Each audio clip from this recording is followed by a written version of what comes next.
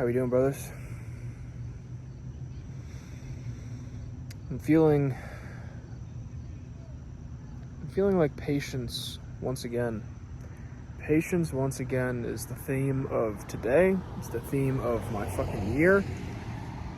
And I believe ultimately it's kind of the theme of everyone's year. Like, if you are on a trajectory of trust, if you are a man or a woman and you are attempting to exercise faith, right?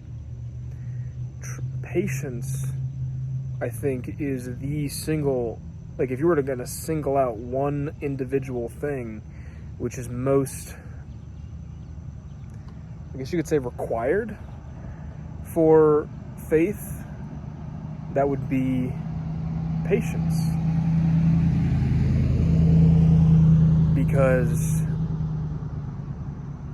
you need to accept that things are going to happen in their own divine timing. Which, the thing is, like, patience isn't like, oh, okay, I'm going to wait a certain amount of time before I complain. It's, okay, I have recognized that whatever it is that I'm moving towards or moving away from, whatever it is, it's, you need, basically, patience would be like,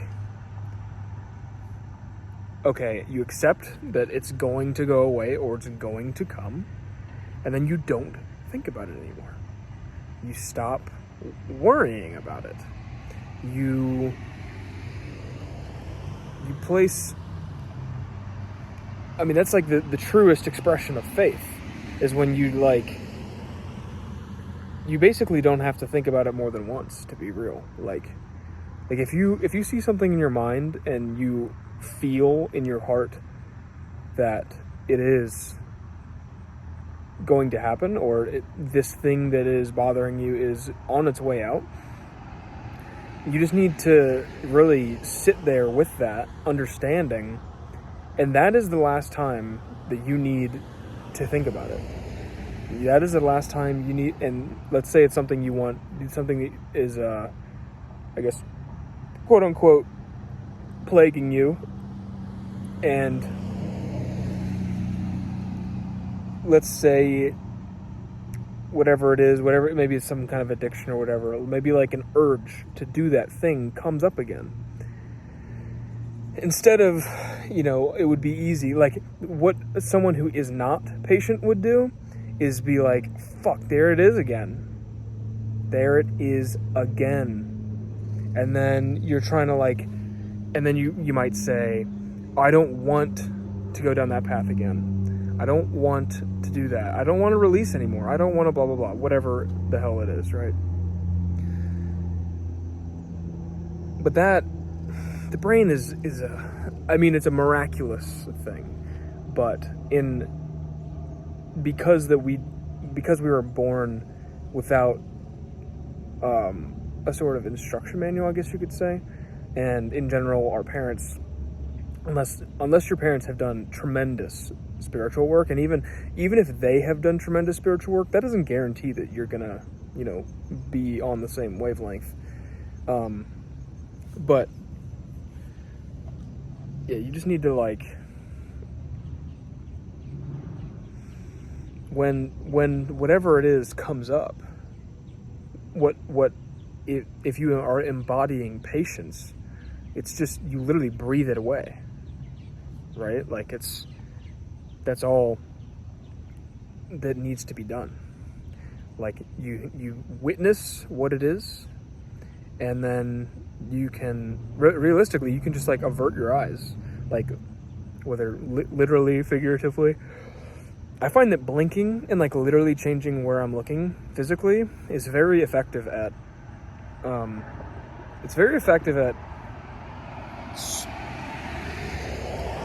taking my mind off of whatever it is I don't want to be thinking about. And where I got that from, as controversial as he may be, Andrew Tate in some of his videos, right, he said multiple times to blink and cure your brain. Blink and cure your brain. And I remember because I saw that there's another clip of him basically explaining that, you know, his inflammatory language, and not maybe not the inflammatory part, but like the arrogant part.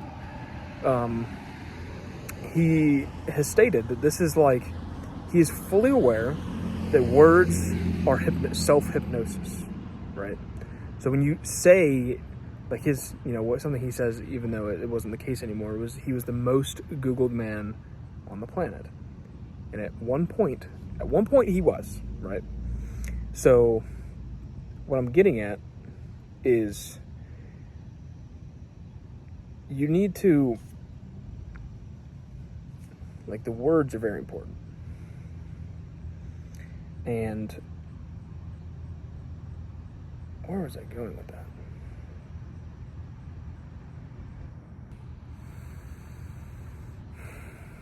Oh yeah, the blink and cure your brain, right? So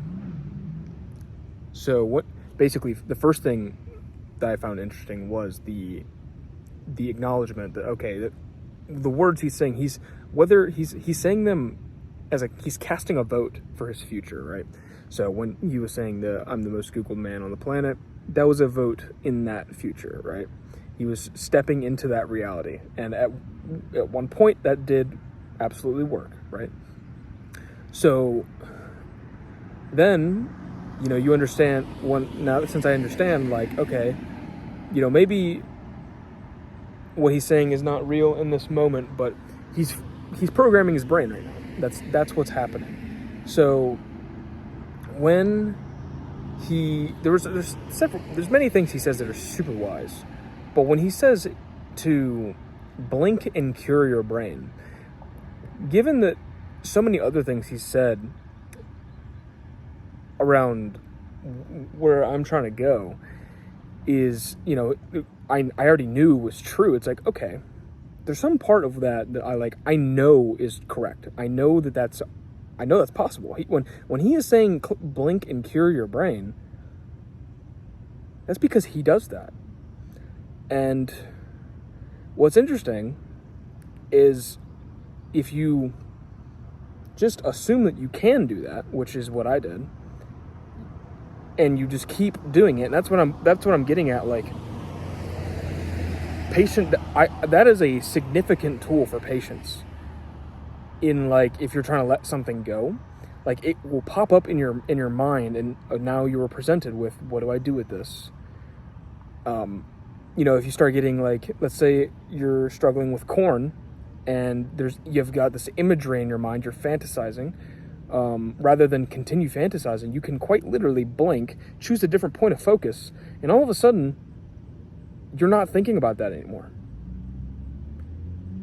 Now, it may crop back up, but then you can do it again and again and again, and eventually it doesn't come back, right?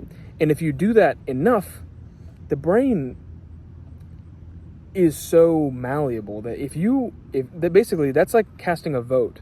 Like, you can effectively erase parts of your mind that way.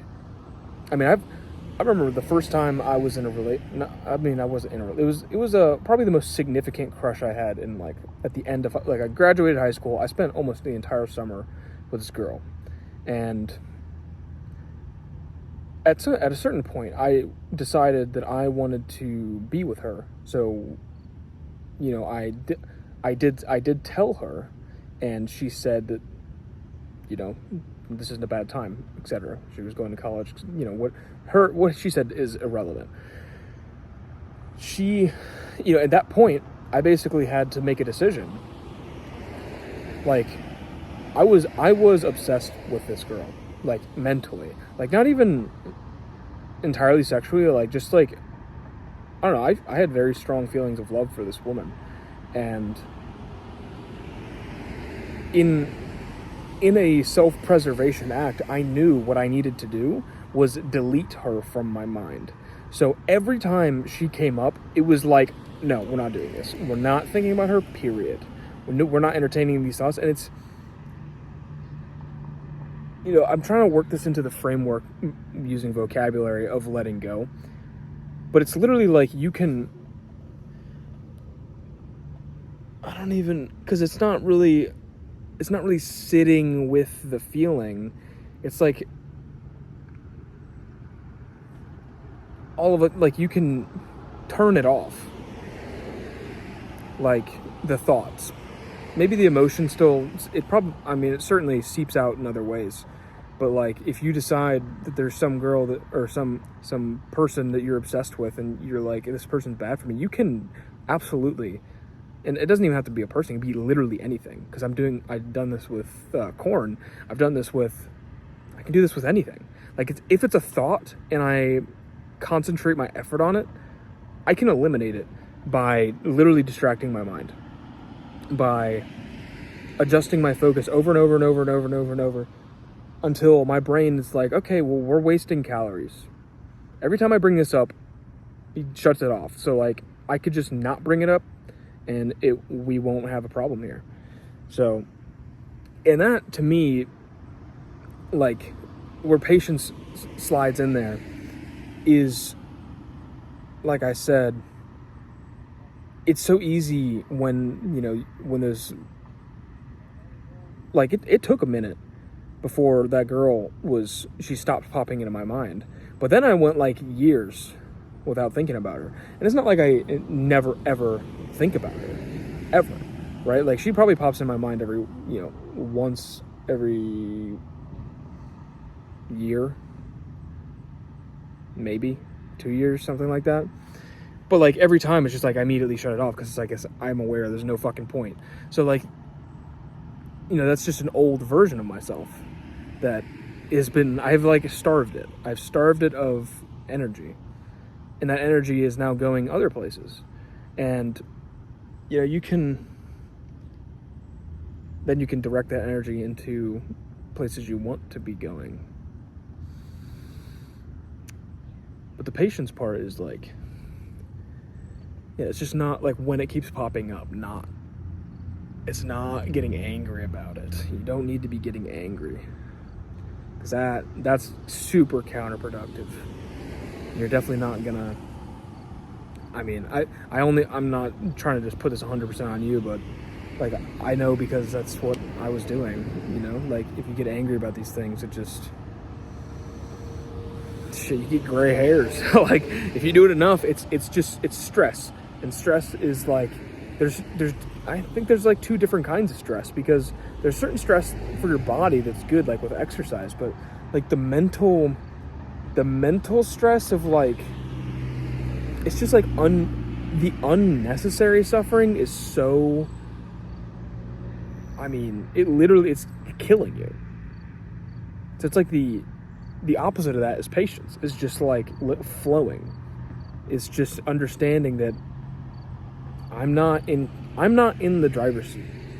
I am in the driver's seat, but it's like Jesus take the wheel, like that, but for real, right? Like, when you like fully, like when you surrender, like that's basically what it is. Like, I can steer, but there's like, what the hell's the point of me steering?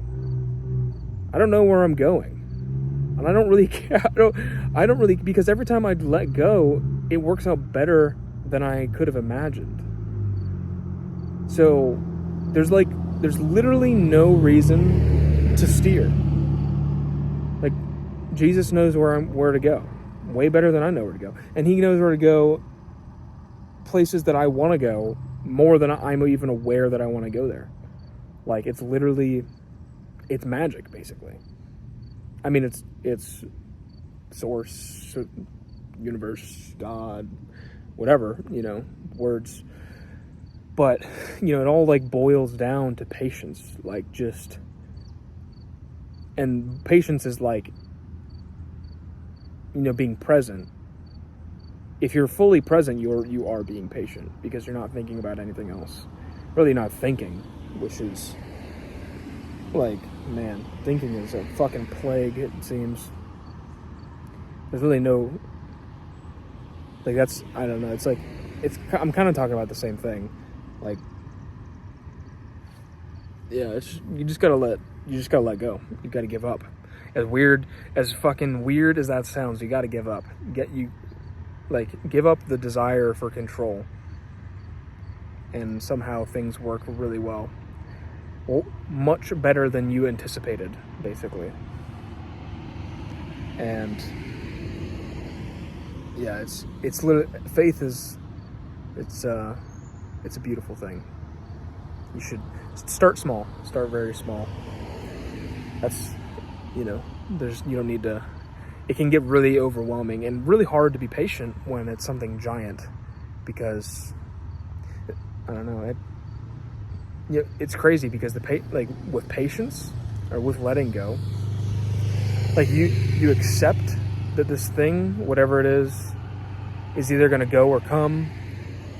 And it could take your entire fucking life, and you have to accept that. You have to accept that. You have to accept that you could reach this goal at the end of your life. Right? So that's why it's best to just not think about it. But when you completely let go, when you really truly do it, it is a bit miraculous sometimes. In my experience, when I've actually let go, it's like shit shows up within the week. But it's so, for the mind, it's so counterintuitive, because it's like as soon as I give up the desire for the thing is there. It's like, what are we doing here? It's like, it can be a little frustrating.